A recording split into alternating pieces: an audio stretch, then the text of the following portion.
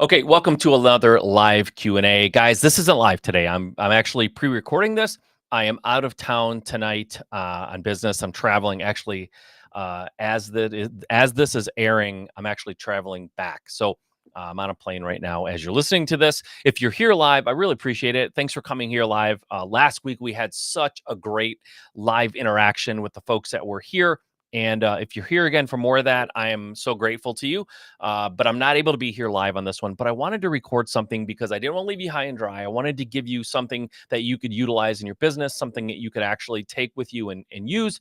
But I just couldn't be here live. And so I apologize for that. But I do have questions. Last week, like I said, there were so many back and forth, really great conversations that I wasn't able to get to all the questions that I planned on getting to. And so I wanted to do that now, answer those questions that I wasn't able to answer last week and get those in and give you something so that you're not just showing up and not getting anything. Didn't want to do that. I've committed to being here and I want to be here for you. Just couldn't be here live. So before I do that, though, guys, right now, we are in a weird time of the market. I know so many investors, people that I really respect, and I know they have great businesses and I know they're brilliant at what they do, really, really good. And they're struggling because we're in a weird market and there's a lot that is happening right now. And it's very hard to get through a market like this where we kind of have this friend of mine, Andy McFarland, calls it the gap. Okay. Where you're going from one market condition to another different market condition. The transition, right? The travel time between can be volatile. And a lot of people find themselves a little bit of trouble with flips and things like that. And so it's really hard to get through that sometimes without help. And so one of the things that will help you get through any market, one of the things that will sort of help cure all that ails you, so to speak, when you're in business is leads. You need leads in your business. If you're using direct mail and not getting the kind of leads that you want to get, then I have a solution for you. If you are like whether you're using direct mail or not, I think there's a way of looking at it where you want to get better. And if you're not doing it, then you should be doing it. And I've created a course called Winning Direct Mail. If you go to my website, mikesimmons.com/winning direct mail, it's up on the screen. You can grab my free direct mail course. I created this course to show you how I do direct mail from start to finish. And it's all in there. And I'm not charging for it right now. I've said for the last few weeks, I may start charging for it. If you get it now free, if I start charging for it in the future, you never have to pay. You've got lifetime access to this course. And so I highly suggest you grab it. Even if you don't know if you want to use it right now, grab it while it's free. Because when I do change it to a paid course, and I probably will do that, then you will have to pay from that point forward. So grab it while it's free. It's free forever for you. You'll have it access forever. Go and grab that. Also, there may be a time where I just simply take that down off of my site and I create something else that I'm passionate about that I want to offer to you in real estate. And you may not have access to it at all, free or otherwise. So go and grab it. Just grab it. And so you have it. And then you can use it or not. Totally up to you. Maybe you want to use it down the road. Maybe next year you want to start doing direct mail, but you're not ready right now. Grab it before it's either gone or I start charging for it. One of those two things will likely happen, very likely. So go and grab it. Okay. And that's again, if you go to mikesimmons.com/winning direct mail, you can also just go to winningdirectmail.com and you can grab it there. So either way, it's free for you. All right, let's dive into the questions. These are the questions I actually had up on the board last week, but so much interaction live with you guys. It was so awesome, so much fun.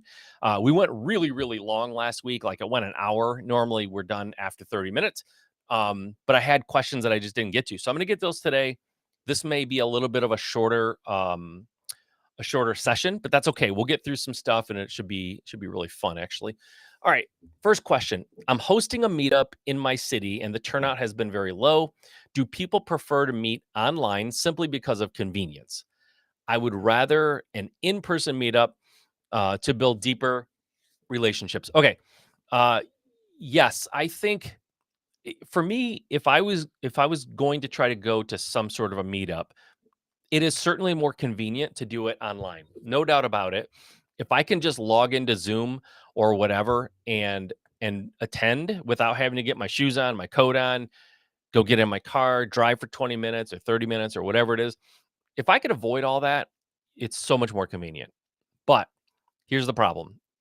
I've hosted a lot of live virtual events. And what you get is a lot of people with their cameras off, a lot of people who are eating dinner, a lot of people who are driving, people who are multitasking, doing work with you in the background. They're not really listening. And so you have to ask yourself, would you rather have 10 people in person or 30 people who are multitasking, eating dinner, driving, not really engaged, camera off?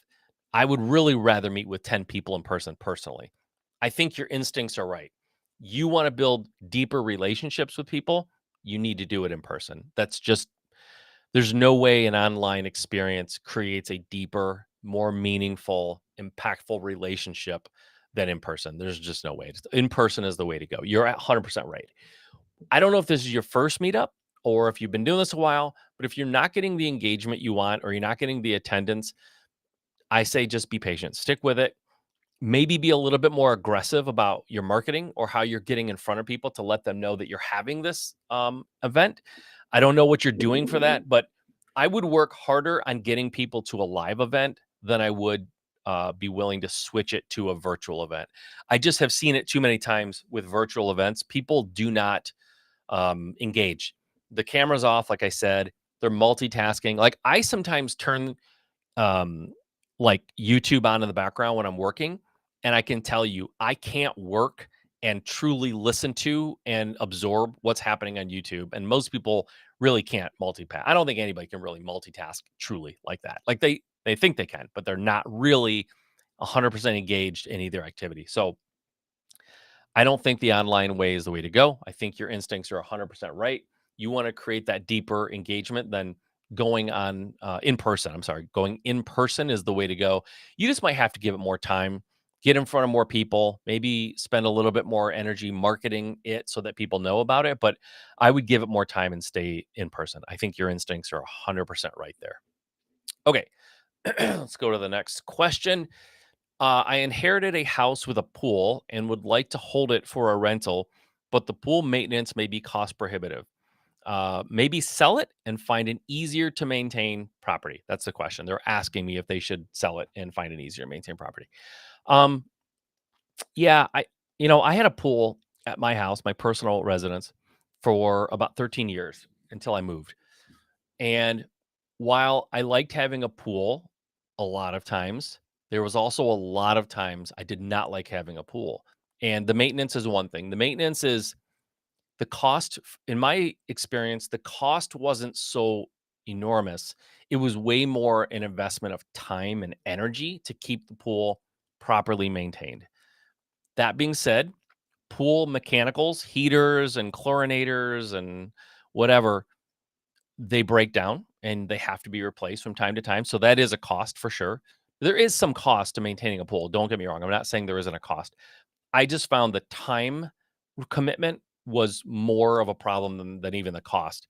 But I think when it comes to a rental, even beyond that, there's a liability issue.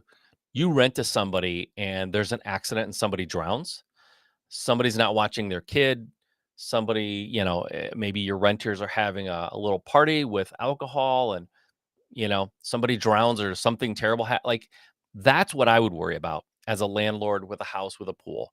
I'm sure there are plenty of rental properties out there in the world with pools.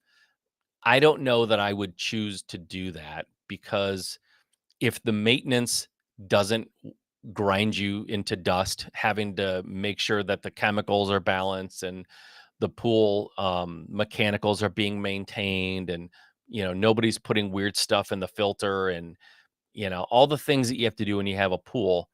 If that doesn't get to you, then just the day-to-day worrying about the liability of somebody drowning or something terrible happening in the pool, like I wouldn't want that. uh and I don't necessarily love running and hiding from things, but in this case, I would probably sell the house and buy one that has not doesn't have a pool. Now, the other alternative is there are companies out there that will fill in a pool. They will bring in dirt. I mean, you have to pay for it. Obviously, it's a cost, but you can pay someone to bring in dirt and fill in the pool and just make it a lawn. Like you just eliminate the pool altogether. That's an option too. I don't think it's incredibly expensive to do that. I don't know what the cost is, but it's essentially just the cost of the dirt, right? Just getting it unloaded. You could do that. If it's a perfectly fine pool, it seems like a shame. You could probably sell the house and make a little more because it has a pool. You'll alienate some people. I when I sold my house, there were people who loved my house, but they said they just weren't willing to deal with a pool, and so they passed because they didn't want the pool. So you will alienate a chunk of people when you sell a house with a pool, but the person who bought it was really excited that there was a pool, and that was a big draw for them. So you'll kind of like alienate a portion of the market. A portion of the market will be neutral, and a portion of the market will pay you more because you have a pool. So, and it only takes one person to buy the house, right? So I think selling it, leaving the pool alone, making sure it's working properly, selling it, and finding a property to rent that doesn't have a pool is probably the smart way to go. And that's the advice I would give you. I'm sure other people would disagree. You can charge more rent when it has a pool, probably. I would imagine that a house with a pool would get a higher rent. I wouldn't, again, I would take the maintenance off the table for a minute and say, hey, that is a pain in the butt. But, if you charge enough rent, you could pay for someone to come out once a week and just sort of like get the chemicals right and skim it and whatever they have to do. Like, I don't know, whatever you want to pay someone to do. But to me, the ticking time bomb liability of someone drowning in that pool would make it not worth it for me. I wouldn't want to take that risk personally. I don't think it's worth it. So I'd sell it and get a different house. That's just my 2 cents. People may disagree. That's totally fine. All right, next question. I am buying my first tenant occupied duplex and both units are renting month to month under current market value. So buying a duplex, it has renters already. Both sides are rented, but they're paying less than market value. What are my legal and ethical obligations for taking these tenants on and getting the rents current? Okay, it's a great question. I've dealt with this before. Um, Legally, if they're month to month, that means they don't have a lease that is their lease was up, right? They probably had a year lease at some point and their lease expired. And so leases just go month to month once they expire. They're once the first of the month starts, the lease is good through the end of the month and then it automatically renews at the end of the month when you go into the next month. Which means you buy that property, you are legally 100% okay to tell the tenants at the end of this month, I'm going to have you sign a lease, a long-term lease, and the rents are going to go up to current market value. So maybe they're paying 500 now, current market value is 1,000. You tell them, Mr. and Mrs. Renter, uh, I just bought this house. Your month to month, your lease ends at the end of the month. We're going to sign a longer term lease, like a year lease, but I'm raising your rents to $1,000 because that's fair market value, right? And so there's nothing legally wrong with that. That's 100% within your rights to do. Now, then it goes to ethical. What are your ethical obligations? I think that you would get different answers from different people. I am of the opinion that you are under no ethical obligation to continue to charge under market rent or market, the value of that property on the open market, the rent.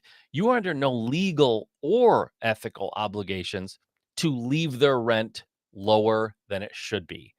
I think if you have a business, I think you have a ethical and moral obligation to yourself, to your business, to your family, to anybody else who's involved with this, coworkers, whatever, people that you employ. You have an ethical obligation to charge whatever that house should be charging according to the current market conditions. That's my 2 cents. It's not immoral or unethical to raise the rent of a tenant unless you gave them your word or you put something in writing that you said you will not raise it at some point, right? So let's just say, for example, you buy the house, they're paying $500 in rent per month. Current like market value for that house for rent is 1,000.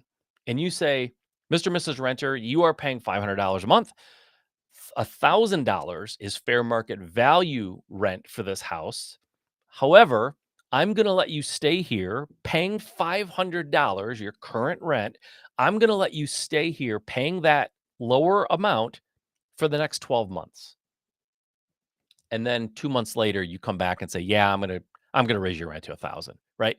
That is unethical. It's immoral. It's unethical. Whether you wrote it down and signed an agreement, which would make it legally wrong, obviously, but even if you just gave them your word and said, I'm gonna leave your low rent low at $500. I'm gonna leave it there for 12 months, and you come back in 2 months and say you're gonna raise it, that's unethical.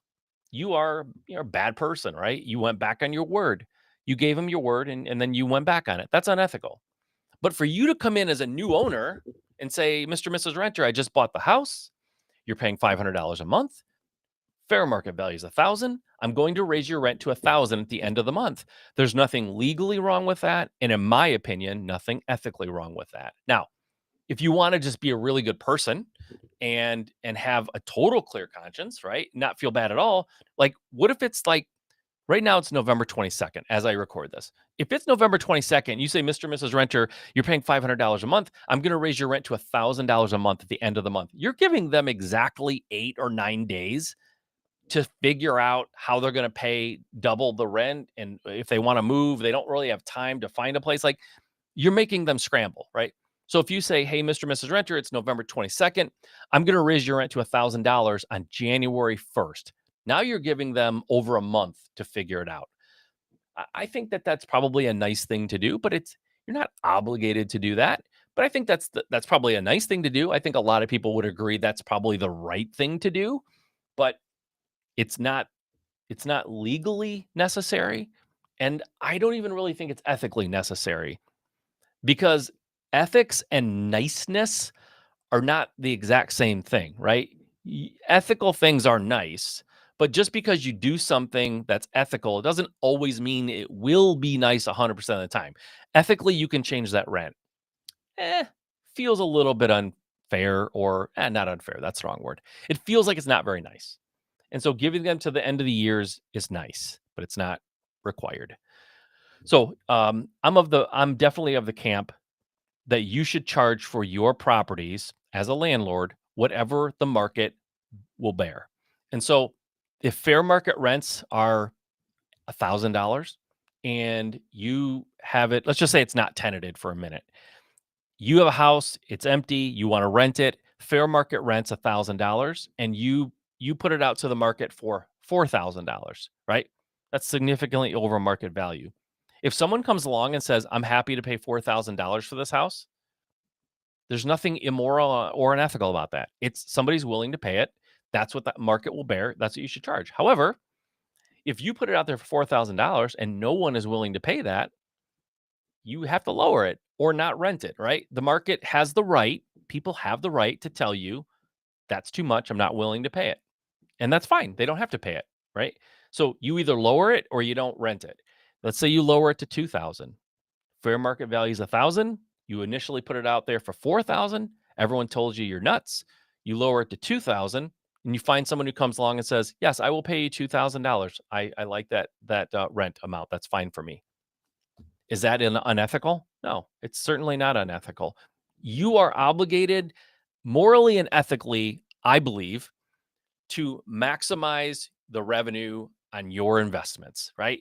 You just are. How would you feel if you invested in Apple and Apple came out to all of their investors and said, hey, we could have made $1 billion this quarter, but we chose to only make 500 million because we felt mean making $1 billion. We felt mean charging $800 or $1,000 for a new iPhone. So we just lowered the price. Now, that may be nice, but as a stockholder, they have an ethical and moral obligation to you to maximize the value and the revenue of that investment.